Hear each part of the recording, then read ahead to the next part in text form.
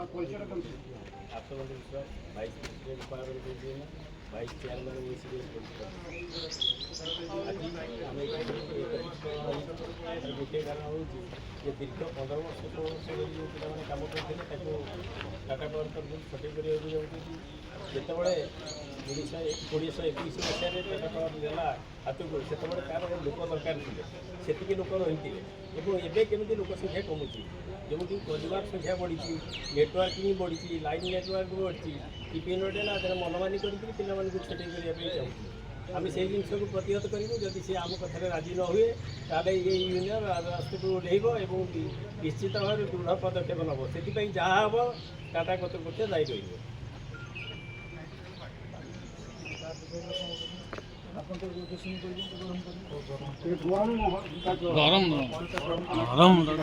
ଆଜି ଯେଉଁ ଆମେ ଉପସ୍ଥିତ ହେଇଛୁ ବିଜୟ କୃଷ୍ଣ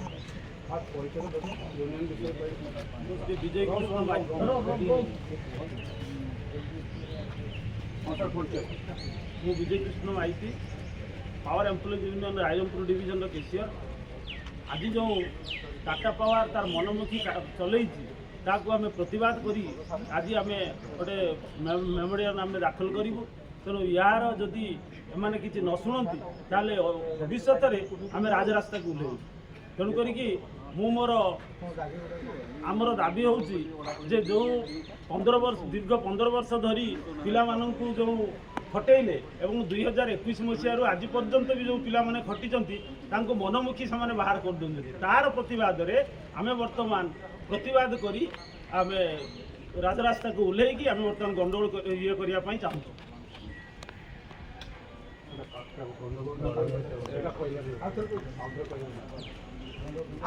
ରାଜରାସ୍ତାକୁ ଓହ୍ଲେଇଛୁ। ଆଜି ଯେଉଁ ମାଇତି ପାୱାର ଏମ୍ପ୍ଲୟିଜ୍ ୟୁନିୟନ ରାଇରଙ୍ଗପୁର ଡିଭିଜନର ମୁଁ ହେଉଛି କେସିଅର।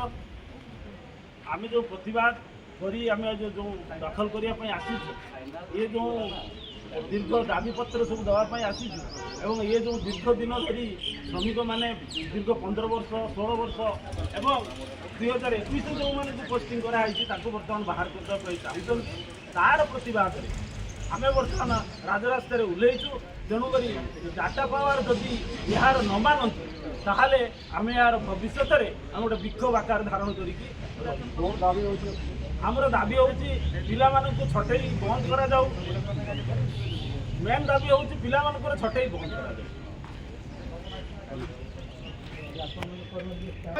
ଆମମାନଙ୍କର 17 ବର୍ଷ 18 ବର୍ଷ 2021 ପାଖରୁ ଟାଟା ପାୱାର ନେଲା ପରେ ଯେତିକି ଆମର ପିଲା ଅଛନ୍ତି ସେ ଯେତେବେଳେ ସେମାନେ ଆମକୁ ୟୁଜ୍ କରିକିରି ତାଙ୍କର ଯଥାସମ୍ଭବ କାର୍ଯ୍ୟ ସେମାନେ ସାଧନ କରିଦେଲେ।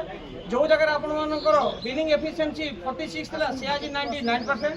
ଆପଣଙ୍କର ଘଣ୍ଟା ଘଣ୍ଟା ଧରି ଯେଉଁ ପାୱାର କଟ୍ ହେଲା ପରେ ଗ୍ରାମାଞ୍ଚଳ ହେଉ ସହରାଞ୍ଚଳରେ ହେଉ ଯେତେ ସବୁ କଟୁଥିଲା, ଲୋକମାନେ ହୀନସ୍ତା ଯେଉଁ ପ୍ରକାର ହେଉଥିଲେ ତାକୁ ଆଜି ଆମର ଏଏମସି ପିଲା ଆପଣଙ୍କର ଯେଉଁ ଷ୍ଟ୍ରକ୍ଚର ପିଲା ସମସ୍ତେ ସେ କାମକୁ ସଜାଡ଼ି ଆଜି ଲୋକମାନେ 24 ଘଣ୍ଟାରୁ ମ୍ୟାକ୍ସିମମ୍ ଆପଣଙ୍କର 20 ଘଣ୍ଟା ଲାଇନ୍ ପାଉଛନ୍ତି। ସେଇଟା କିନ୍ତୁ ଆମର ସବୁ ତଳିଆ କର୍ମଚାରୀମାନଙ୍କର କାମ। କିଏ ଯେତେ ବି ଟାଟା ପାୱାର ଉପରିସ୍ଥ ଅଧିକାରୀମାନେ ଅଛନ୍ତି ସେମାନେ କେତେବେଳେ ଫିଲ୍ଡକୁ ଆସୁନାହାନ୍ତି, ସେମାନେ ତ ଏସି ତଳେ ବସିକି ତାଙ୍କର କାମ କରୁଛନ୍ତି, କିନ୍ତୁ ଖରାରେ ଆମର ପିଲା ସବୁ କାମ କରୁଛନ୍ତି, ଲାଇନ୍ ସଜାଡ଼ୁଛନ୍ତି, ବିଲିଂ କରୁଛନ୍ତି, କଲେକ୍ସନ୍ କରୁଛନ୍ତି। ଆଜି ସେମାନେ ଚାହୁଁଛନ୍ତି ଯେ କଲେକ୍ସନ୍ ପିଲାକୁ ଇଏ କରିଦେଇକିରି ସେମାନେ ତାଙ୍କର ସିଏସ୍ପି ସେଣ୍ଟରମାନଙ୍କୁ ଦେବେ। ଆରେ ଯେଉଁଠି ଆମେ ବିଲିଂ ଦେଇକିରି କଲେକ୍ସନ୍ ପିଲା ଯାଇକିରି ଆପଣଙ୍କର କଲେକ୍ସନ୍ ହେଇପାରିନି, ଲୋକମାନେ ଦେଇନାହାନ୍ତି, ଆପଣ ଭାବି ପାରୁଛନ୍ତି କେମିତିକିରି ଯେ ସେମାନେ ଯାଇକିରି ଆପଣଙ୍କର ମାନେ ଲୋକମାନେ ଆସିକିରି ପଇସା ଦେବେ ବୋଲିକିରି। ଏହି ପ୍ରକାର ଟାଟା ପାୱାର ଯେଉଁ ମନମୁଖୀ ଶାସନ ଚଲେଇଛି, ଆମେ ପ୍ରତି ମାନେ ମୁହୂର୍ତ୍ତରେ ଲୋକମାନଙ୍କ ପାଖରୁ ଗାଳି ଶୁଣୁଛୁ, କିଏ ବିଭିନ୍ନ ପ୍ରକାର କଥା ଆମକୁ ସବୁ କହୁଛନ୍ତି, କିନ୍ତୁ ତାକୁ ଆମେ ଖାତିର ନ କରି ନିରନ୍ତର ଭାବରେ ଆମେ ଟାଟା ପାୱାର କାମ କରିଆସୁଛୁ। ଆଗାମୀ ଦିନକୁ ଆମେ କରୁଛୁ ମଧ୍ୟ, କିନ୍ତୁ କିଛି କାଂଶରେ ଆମର ପିଲା ମାଡ଼ ଖାଇକିରି ଜୀବନ ମଧ୍ୟ ଗଲାଣି। ଆମେ ଆମର ଜୀବନକୁ ଉତ୍ସର୍ଗ କରୁଛୁ ଟାଟା ପାୱାର ପାଇଁ, କିନ୍ତୁ ଟାଟା ପାୱାର ସିଏ ଆମକୁ ଚାହୁଁନି। ସିଏ ତାର ସ୍ୱାର୍ଥ ସାଧନ ହେଇଗଲା ପରେ ଯେମିତି ଆମଟା ଚୁଷି ଦେଇକି ମାନେ ରସ ଖାଇଦେଲେ ତାଙ୍କୁ ଆମେ ବାହାରକୁ ଫିଙ୍ଗିଦେଲେ। এই ପ୍ରକାର ଟାଟାର ତାର ଯେଉଁ ନିୟମ କାନୁନ ରଖିଛି ଆମେ ଏହାକୁ ଦୃଢ଼ ପ୍ରତିବାଦ କରୁଛୁ।